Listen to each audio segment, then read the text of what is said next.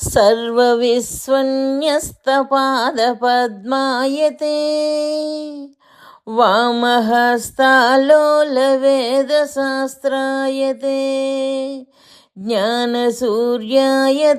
दत्तरूपायते श्रीवेणुगोपालकृष्णाय वन्दनम्।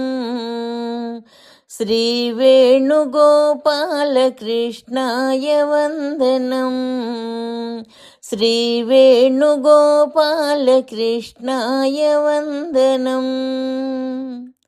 శ్రీదత్తవేదము, అక్షర ప్రసాదము, అష్టాంగ యోగము కంటిన్యూయేషన్. శ్రీదత్త భగవానులు అష్టాంగ యోగాన్ని ఇంకా ఇలా వివరించారు.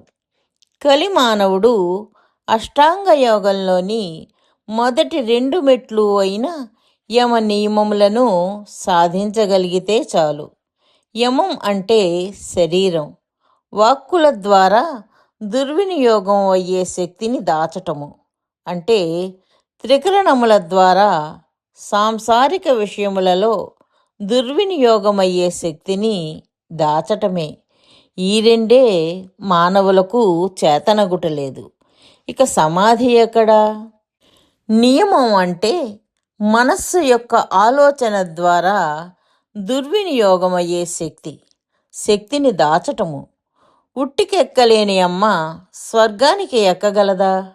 అందుకే గీతలో ఈ 2 గురించియే విపులంగా బోధించాను. ఈ 2 పునాది లేని మేడ కూలుతుంది. ఈ 2 సాధించాలంటే జ్ఞానం ముందు కావాలి. జ్ఞానం చేత క్షణికమైన ఆచరణ ఏర్పడుతుంది. మరుసటి గంటకే కుక్కతోక వంకర.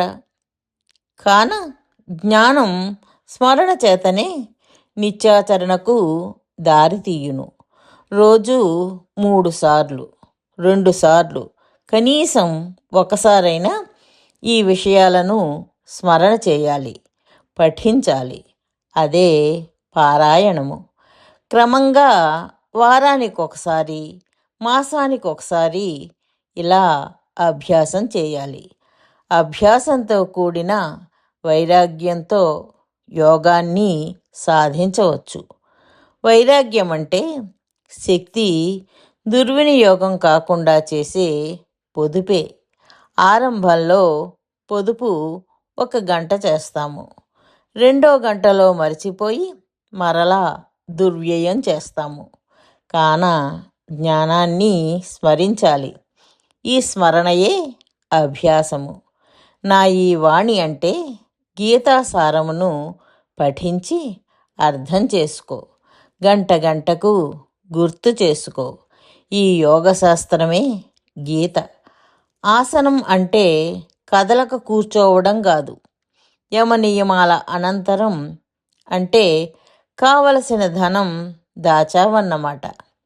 ఆసనం అంటే పిల్ల పెండ్లి ఖర్చు ఆరంభమైనదన్నమాట. అంటే దైవారాధన ప్రారంభమే ఆసనము. భగవతారాధనలోని సుఖమును ఆస్వాదిస్తూ ఆ సుఖము స్థిరమైతే దానిని ఆసనం అంటారు.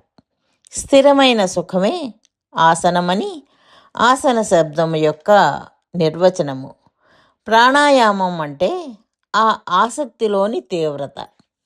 తీవ్రంగా ఆలోచిస్తున్నప్పుడు దీర్ఘంగా శ్వాస పీల్చి స్తంభింపచేస్తాము. అనగా శ్వాసక్రియను కూడా కాసేపు ఆపి దానికై వినియోగపడే శక్తిని కూడా ఆలోచనలో కేంద్రీకరిస్తున్నాము. ప్రాణాధికంగా దైవారాధనను చూపినప్పుడే ప్రాణాయామం సిద్ధించినట్లు. శ్వాసక్రియను ఆపి అవసరమైతే ప్రాణం సైతం నీకు అర్పిస్తానన్న భావమే ప్రాణాయామంలోని తాత్పర్యం. శ్వాస నాపినప్పుడల్లా దైవం కోసం ప్రాణార్పణం చేసేందుకు సిద్ధమవుతున్న ప్రయత్న పరంపరయే ఇది. ఇక ప్రత్యాహారం అంటే అంతర్ముఖ దైవారాధనమే. సాంసారిక విషయముల నుండి నివృత్తియే ప్రత్యాహారము. సంసారమున ఉండియే నివృత్తి చేయుట రాజయోగము. అది చేతకాని ఎడల విషయములకు దూరముగా నుండుటయే మార్గము. దానివలన నివృత్తికి కొంత దోహదమగును. దూరముగా నుండియు చింతలతోనున్న వ్యర్థమే. అట్టివారు సంసారమున నుండియే కొంచెము కొంచెము నివృత్తికై యత్నించవలెను. ఈ నివృత్తి మనస్సుకు సంబంధించినది. ఈ నివృత్తియు దైవమునందు లగ్నమగుటయు నిశ్చయముచే కాని పూర్ణ సాధ్యము కాదు. నిశ్చయము చేయునది బుద్ధి. అట్టి బుద్ధి వేదాంత జ్ఞానము లేక నిశ్చయం చేయకొన్నది. కాన వేదాంత శ్రవణ మననములు చేసినచో బుద్ధికి జ్ఞానము కలుగును.